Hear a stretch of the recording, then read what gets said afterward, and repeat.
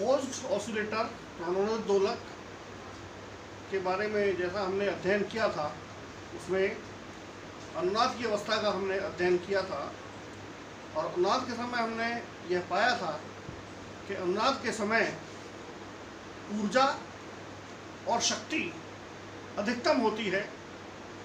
बाहर से जो बल लगाया जाता है उसके द्वारा प्रदत्त ऊर्जा सर्वोत्तम अवशोषण ऊर्जा का अनुनाद के समय होता है। उसका एक उदाहरण हम श्रेणी क्रम LCR परिपथ से देते हैं। प्रणोदित दोलक का यह सर्वोत्तम उदाहरण है अनुनादित परिपथ LCR। इसका श्रेणी क्रम अनुनाद, ये LCR परिपथ है। आप देख रहे हैं, एक इसमें प्रेरक कुंडली, एक संधारित्र और एक प्रतिरोध, और इसमें एक साइनसोइडल विभव लगा हुआ है जिसका विभव है E = E0 sin ωt। यह विभव इस परिपथ को धारा प्रदान करता है जो I = I0 sin ωt होती है। यानी जैसा हमने पहले देखा था प्रेरित बल F = F0 sin ωt, बिल्कुल उसी तरह से यहाँ पर भी हमारे पास यह प्रेरित बल जो है वो आवृत्ति के रूप में है। आप जानते हैं प्रेरक कुंडली पर विद्युत वाहक बल प्रेरित होता है जब इसकी धारा में परिवर्तन होता है, तो इस पर प्रेरित विद्युत वाहक बल -L/dt। तो यहाँ पर अब दो स्रोत हो गए, एक तो ये स्रोत है और एक ये स्रोत है। तो परिणामी इन दोनों का इस परिपथ में देखें तो परिणामी विभव हमारे पास होगा E -L/dt।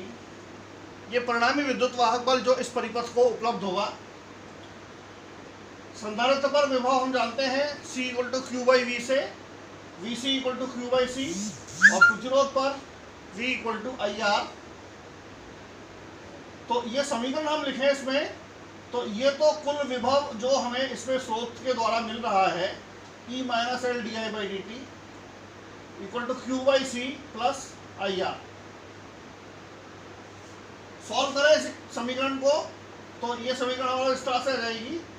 इस पार्ट को राइट हैंड साइड पर ले जाए तो L/dt + Q/C + IR = E। धारा अब जानते हैं आवेशों में परिवर्तन की दर होती है, तो I = dQ/dt रखें इसमें, तो ये समीकरण L/d2Q/dt² + dQ/dt/R + Q/C = E इस तरह से हो जाती है। और इसे हम L से डिवाइड करें तो यहाँ पर तो 1 बचेगा पहले टर्म में, दूसरी टर्म में R/L dQ/dt, और तीसरे टर्म में Q/LC, और यहाँ पर हमारे पास ये E की जगह E0 sin ωt / L। हम जानते हैं R/L = 1/τ, 1/LC इसको ले लें हम ω02, और E0/L इसको ले लें हम α0। तो ये समीकरण हमारे पास स्टैंडर्ड समीकरण में कन्वर्ट हो जाती है, जो हम पहले परिभाषित कर चुके हैं प्रेरित दोलकों की समीकरण। d2Q/dt² + 1/τ हमारे पास यहाँ पर विश्रांति काल है, dQ/dt + ω02Q = α0 sin ωt।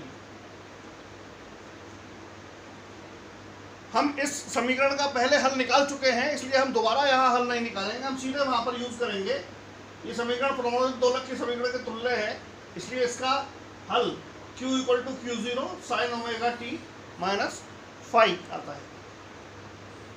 यहाँ पर Q0 हम वहीं से लिखेंगे, प्रणोदित दोलक की समीकरण जो हमने सॉल्व की थी वहाँ से, वहाँ पर हमारे पास था x0, so it is Q0 = α0 divided by ω02 - ω2 plus ω2/τ² power ½। और फाई जो कला कोण है, कला कोण हमारे पास इस तरह से आ जाता है, ये टेंजेंट इनवर्स ω/τ ω02 - ω2। जब आप आवेश लिखते हैं Q = Q0 sin ωt, इसको डिफरेंशिएट कर ले हम विद रेस्पेक्ट टू टी, तो धारा हमारे पास हो जाएगी D Q by D T, it is omega cube zero cos omega t minus five, right. तो हम धारा का अधिकतम मान आई जीरो यहां पर, जो कि ओमेगा क्यू जीरो है, क्यू जीरो हमारे पास ये है, तो इसको हम मल्टीप्लाई करें ओमेगा से, omega alpha zero and this, यहां से ओमेगा कॉमन निकालें तो ये ओमेगा स्क्वायर यहाँ पर कॉमन आएगा, यहाँ हो जाएगा omega zero square upon omega square minus one, और ये ओमेगा यहाँ पर भी ओमेगा स्क्वायर है सेकंड टर्म में, तो ये कॉमन निकलेगा दोनों में से, और पावर हाफ है तो बाहर आकर ये ओमेगा हो जाएगा, हमारे पास बचेगी अंदर टर्म इस तरह से।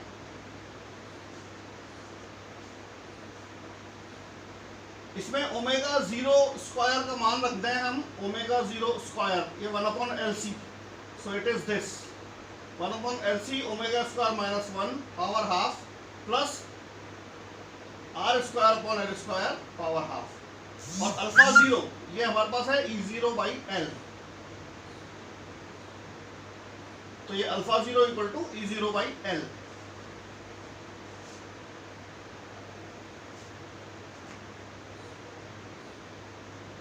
और सॉल्व करें इस समीकरण को, तो ये L हम यहां नीचे ले लें, 1/L यहां आ जाएगा, कॉमन निकाला यहां से 1/L, तो यहां से तो हमारा हो जाएगा 1/L स्क्वायर बाहर, ये L स्क्वायर यहां पर है, और अंदर यहां पर आ जाए, यहां से तो L निकल गया तो ओमेगा C बचेगा, और माइनस ओमेगा L यहां पर,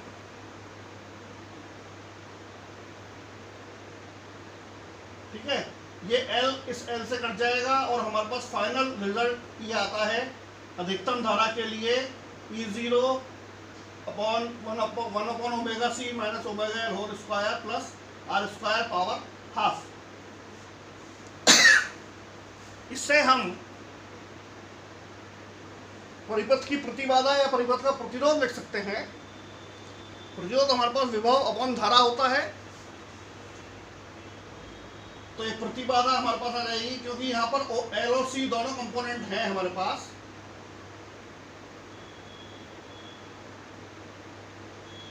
इसलिए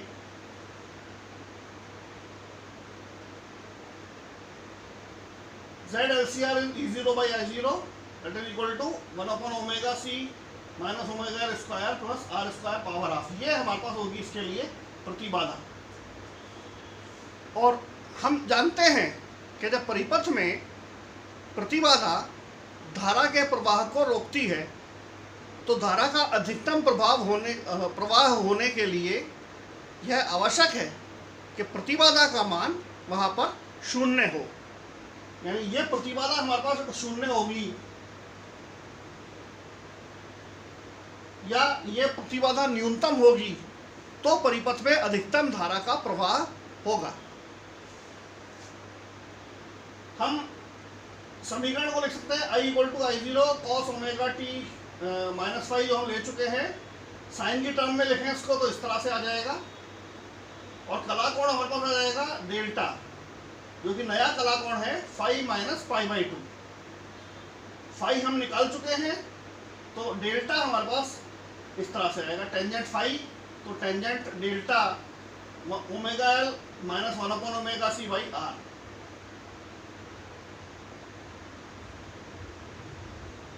और जब हम इसको साइन के फॉर्म में लिख लेंगे,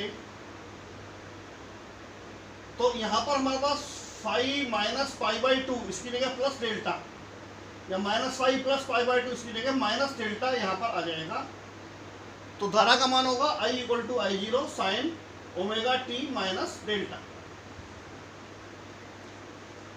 जैसा हम कह चुके हैं कि अनुनाद की अवस्था में प्रतिबाधा का मान न्यूनतम होना चाहिए, और प्रतिबाधा हमारे पास ये है, तो इस प्रतिबाधा के न्यूनतम मान के लिए हम इसका फर्स्ट डिफरेंशियल इक्वल टू 0 करें,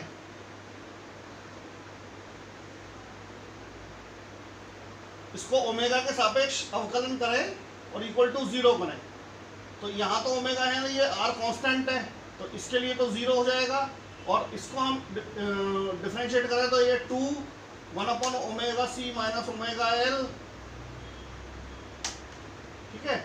और यहाँ पर हमारे पास ये हो जाएगा कि माइनस एक बाहर आएगा, तो ये ओमेगा तो 1 हो जाएगा, तो एल प्लस इसको डिफरेंशिएट करें, ये ओमेगा की पावर -1 है, राइट। तो इट इज -2 ओमेगा की पावर 1। तो ये हमारे पास इस तरह से आ जाएगा। अब ये दोनों टर्म तो प्लस में हैं, ये तो कभी 0 हो नहीं सकती, क्योंकि हमारे पास न्यूनतम मान निकालना है हमारे को। तो न्यूनतम के लिए शर्त हमारे पास ये आई L प्लस 1/ओमेगा²c, ये तो शून्य नहीं हो सकता क्योंकि दोनों जुड़ रही है टर्म। ये शून्य हो सकता है 1/ओमेगा c माइनस ओमेगा एल, तो हम इसी को शून्य मानेंगे, 1/ओमेगा c minus omega l equal to 0। ये अनुनाद की अवस्था आ गई। न्यूनतम होने के लिए, प्रतिबाधा के न्यूनतम होने के लिए जरूरी ये है कि 1/ओमेगा c माइनस ओमेगा एल का मान शून्य हो। ये दोनों प्रतिबाधाएं एक दूसरे के विपरीत हैं। इससे आप अनुनादी आवृत्ति निकाल सकते हैं, omega that is equal to 1/√ओमेगा c 1/√LC it is equal to omega 0, right. और इस समय धारा का अधिकतम मान यहां से देखें तो ये टर्म हमारे पास 0 हो जाएगी, r² power half beats r, so it is E0/r। और ZLCR यहां से ये टर्म 0 है, तो इस समय प्रतिबाधा का मान हमारे पास पूरी तरह से प्रतिरोध के बराबर होगा। यानी अनुनाद के समय सिर्फ प्रतिरोध धारा को रोकने का काम करता है। प्रेरक कुंडली और संधारित्र की प्रतिबाधा आपस में एक दूसरे को कैंसिल कर देती हैं, आपस में ये शून्य हो जाती हैं। अगर प्रतिरोध कम होगा यहाँ ये, तो अधिकतम धारा का मान ज़्यादा आएगा, और अगर प्रतिरोध अधिक है तो अधिकतम धारा का मान हमारे पास कम आएगा। इसी के आधार पर हम अनुनादी वक्र परिभाषित करते हैं। कम प्रतिरोध होने पर अधिक धारा और अधिक प्रतिरोध होने पर कम धारा, या आप कह सकते हैं कि प्रतिरोध परिपथ में अवमंदन का मात्रक है, ठीक है। और प्रतिबाधा का न्यूनतम मान, वो तो बिल्कुल क्लियर दिख ही रहा है यहां से, इसका न्यूनतम मान हमारे पास इसके बराबर हो सकता है, प्रतिरोध के बराबर। तो इस तरह से